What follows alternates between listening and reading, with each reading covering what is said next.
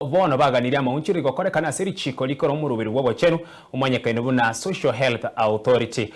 Abagabara bagokwara nigo batebire buna nigo okogania koraroro konene gokorera Amaonchorerio ayo abwa ase RICHIKO likobagania koena na chibesa koreng'ana ose mamincha yokogani kwa ose konya mamincha no gwikirani kwa bose okwenyara kwabo ase ensemo yechi county.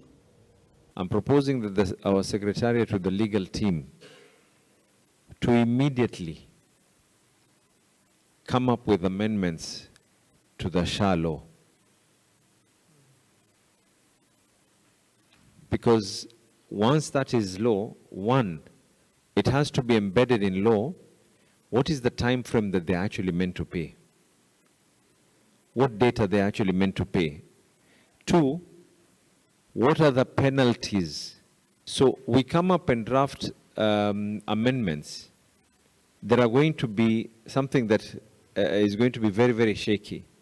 The issues that are there is delay in payment.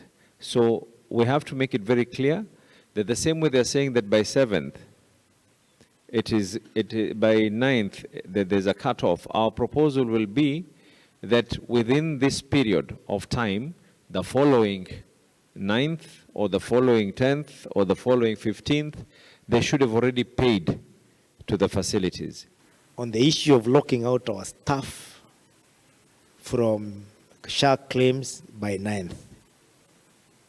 Today is 5th. I can guarantee you by 9th, we will not have gotten our disbursement. Our disbursement will come after 9th. By the time we remit, it will be around 17th. We will not remit less money for Sha simply because the date passed. But for the time when they have not been able to get our remittance, our people will be locked out. It is as if we have a date with when we have to get sick. If there's a way we can tell our people don't get sick during this period, then that will be easy. But diseases are there all the time. So why this discrimination? There's national government employees. Are they also being locked out? Of course not. So what arrangement they make? This is blunted discrimination, Chair, without even trying to hide anything. Mawaziri